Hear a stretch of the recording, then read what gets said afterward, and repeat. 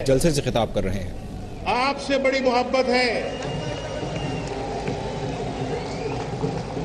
سیالکوٹ کے شاہینوں سے بہت محبت ہے، میرا دل آپ کے دل کے ساتھ دھڑکتا ہے اور آج کے حالات کو دیکھ کر دل بہت دکھتا ہے۔ کبھی زندگی میں نے نہیں سوچا تھا کہ پاکستان ایسے حالات میں گھر جائے گا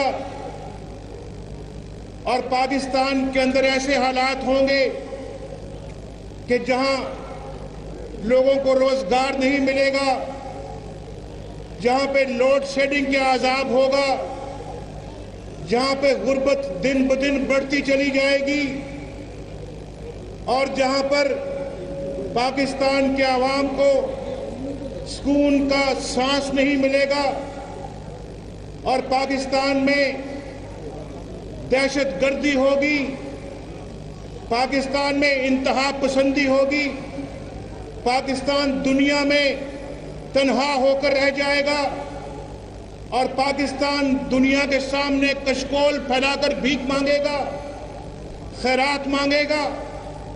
کتنے دکھ اور افسوس کی بات ہے کہ میں جو کچھ کہہ رہا ہوں یہ سب حقیقت ہے، لیکن اگر یہ حقیقت ہے پھر اس حقیقت کو بدلنا ہوگا۔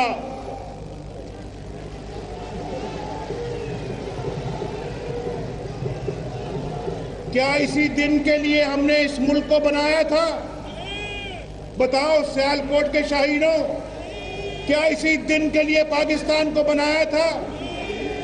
کیا قائد اعظم نے یہی دن دیکھنے کے لیے پاکستان کو بنایا تھا کہ ایک پاکستان ہم بنانے جا رہے ہیں جس کے ہاتھ میں کشکول ہوگا، جو دنیا بھر سے بھیک مانگے گا، جو خیرات مانگے گا اور پھر اس کے باوجود اس میں غربت ہوگی، اس کے باوجود وہاں پر بے روزگاری ہوگی، اس کے باوجود وہاں پہ لوڈ شیڈنگ ہوگی۔ آج 20 گھنٹے دیہاتوں میں لوڈ شیڈنگ ہوتی ہے اور 14 گھنٹے شہروں میں لوڈ شیڈنگ ہوتی ہے۔ مجھے آج کسی نے بتایا کہ صبح سیالکوٹ میں صبح 7:30 بجے بجلی گئی اور شام کو 4 بجے آئی۔ کیا یہ سچ ہے؟ کیا اسی دن کو دیکھنے کے لیے ہم نے پاکستان بنایا تھا؟ آپ کو یاد ہونا چاہیے کہ جب نواز شریف ملک کا وزیر اعظم تھا، لوڈ شیڈنگ نام کی کوئی چیز نہیں تھی۔ جب نواز شریف ملک کا وزیر اعظم تھا تو پاکستان میں دہشت گردی نام کی کوئی چیز نہیں تھی، خود کش حملے نام کی کوئی چیز نہیں تھی، انتہا پسندی نام کی کوئی چیز نہیں تھی۔ پاکستان کے دنیا میں پاکستان کے دوست بھی تھے۔ آپ جانتے ہیں اچھی طرح سے کہ دنیا میں پاکستان کے دوست بھی تھے، لیکن ہم نے دنیا کو اپنا دشمن خود بنایا، خود، اور ہم نے دنیا سے دشمنی مول لی، دنیا کو جھوٹ سمجھتے رہے اور آج بھی جھوٹا سمجھتے ہیں اور اپنے آپ کو سچا ثابت کرتے رہے۔ میرے بھائیوں، میں تو بڑا پریشان ہوتا ہوں کئی دفعہ یہ حالات کو دیکھ کر، لیکن ان حالات سے ہم نے نکلنا ہے اور ایک عزم کرنا ہے من حیث القوم کہ ہم انشاءاللہ ان حالات کو شکست دیں گے جو آج جن سے ہمیں آج سامنا ہے، اور اپنے عزم سے ہم ان حالات کو شکست دے سکتے ہیں۔ اور میں آپ کو بتانا چاہتا ہوں، علامہ اقبال نے ایسے نہیں لکھا، علامہ اقبال نے ایسے نہیں کہا، انہوں نے بالکل یہ بات جو ہے اپنے اے طائر لاہوتی، اے طائر لاہوتی، اس رزق سے موت اچھی جس رزق سے آتی ہو پرواز میں کوتاہی۔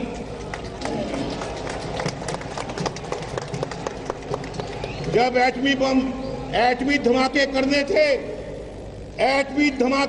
تھے، جب پاکستان نے ایٹمی دھماکے کیے، یقین کرو سیالکوٹ کے شاہینوں، میرے دل میں بار بار یہی شعر آتا تھا، میرے دل میں بار بار یہی جذبہ بیدار ہوتا تھا اور دنیا بھر کا پریشر تھا، दुनिया भर का दबाव था पाकिस्तान पर कि पाकिस्तान एटमी धमाके ना करे, और रिकॉर्ड की बात है, रिकॉर्ड की। आज तो हम एक लाख डॉलर के लिए, एक अरब डॉलर के लिए, एक बिलियन डॉलर के लिए हम भीख मांगते हैं। रिकॉर्ड की बात है, वो टेपें आज भी पाकिस्तान के वजारत खारजा के अंदर पड़ी होंगी। उनको सुनना चाहे तो सुने, पूरी कौम को सुनाए। मुझे प्रेसिडेंट क्लिंटन अमेरिका के सदर ने कहा, धमाके ना करो, ये 5 अरब डॉलर हम पाकिस्तान को देने के लिए तैयार हैं। मैंने कहा कि नहीं, ये 5 अरब डॉलर आप अपने पास रखें, हमें इनकी जरूरत नहीं। हम अपनी इज्जत नफ्स के ऊपर कभी कोई समझौता करने के लिए तैयार नहीं।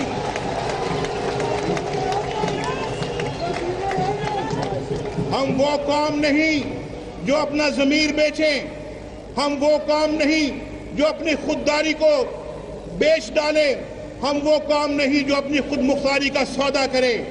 मेरे भाइयों, आज भी हम जिंदा रह सकते हैं अगर हम अपनी खुददारी को, उसका तहफ़्फ़ुज़ करने के लिए फैसला कर लें।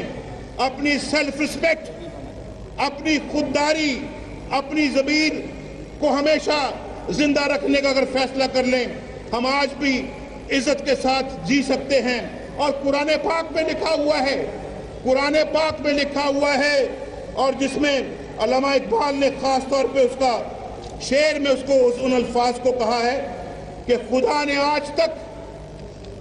ने आज तक उस कौम की हालत नहीं बदली, ना हो जिसको ख्याल आप अपनी हालत के बदलने का।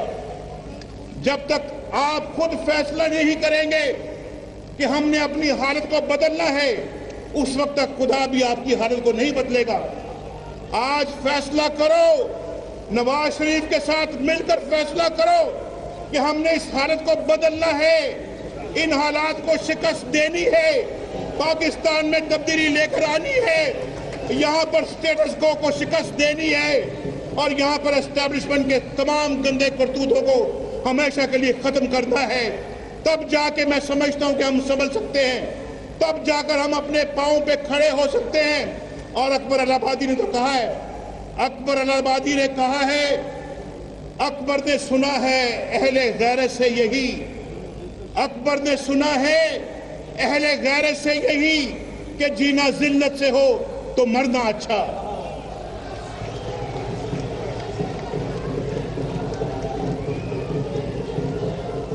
एक राजेंद्र सिंह बेदी साहब थे, वो पाकिस्तान आए, वो सिख थे, सिख सरदार थे, और वो पाकिस्तान आए, उनके साथ दिलीप कुमार साहब थे, हिंदुस्तान के और इस बड़े सगीर के बहुत बड़े जो फिल्म स्टार दिलीप कुमार साहब उनके साथ थे। उनके साथ मैं पंजाब का वजीर आला था, उनके साथ मेरी मीटिंग थी। उस मीटिंग में उन्होंने एक शेर पढ़ा, और वो शेर आज तक मुझे याद है। वो शेर मुझे भूला नहीं कि इस तरह के शेर जो हैं वो मेरे ज़मीर की आवाज़ है। और उन्होंने कहा कि दिल बुग़्ज़ो हसद से रंजूर न कर, दिल बुग़्ज़ो हसद से रंजूर न कर, ये नूरे खुदा है इसे बेनूर न कर। दिल बुग़्ज़ो हसद से रंजूर न कर, ये नूरे खुदा है इसे बेनूर न कर। ना अहलो कमीना, ना अहल और कमीना, ना अहलो कमीना की खुशामद से अगर जन्नत भी मिले तुझको तो मंजूर न कर।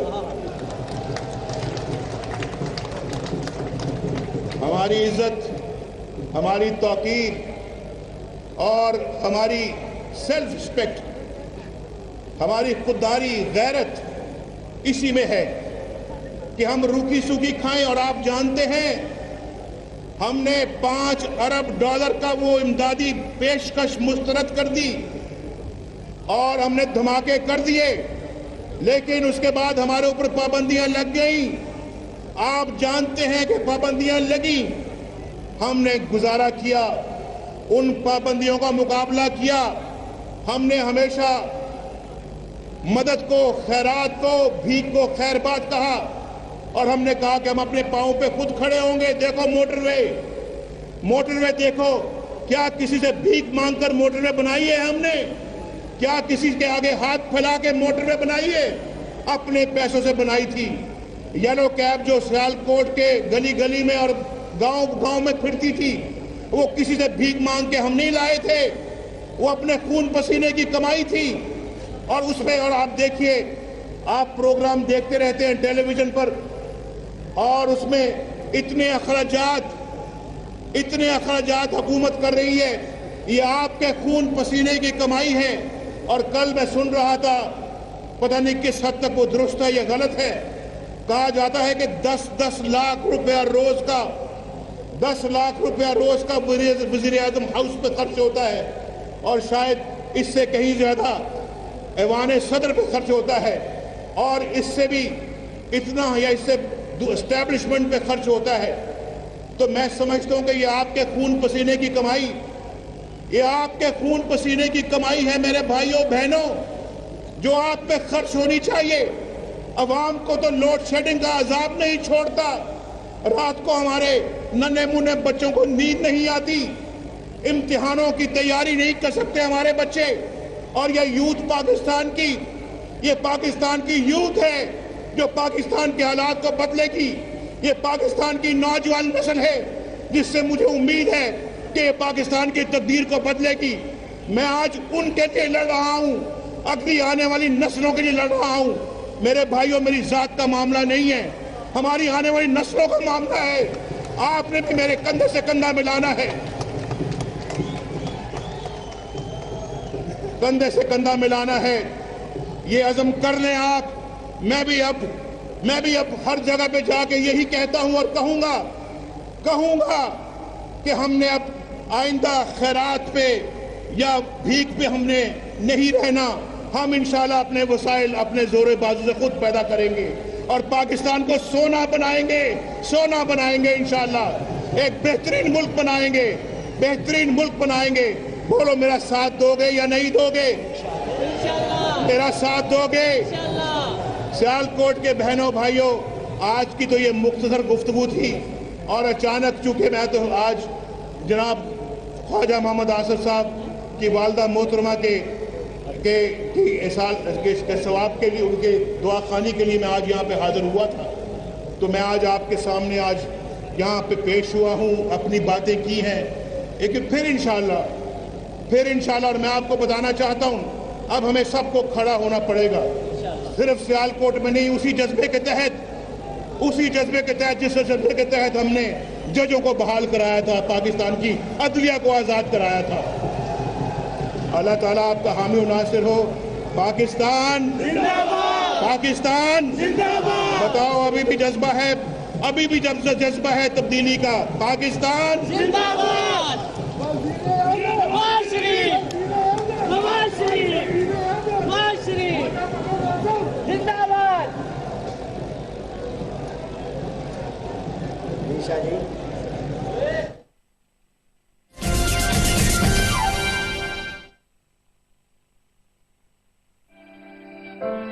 बरतानिया में हिंदी उर्दू स्टेज दम तोड़ रहा है, फिर भी हम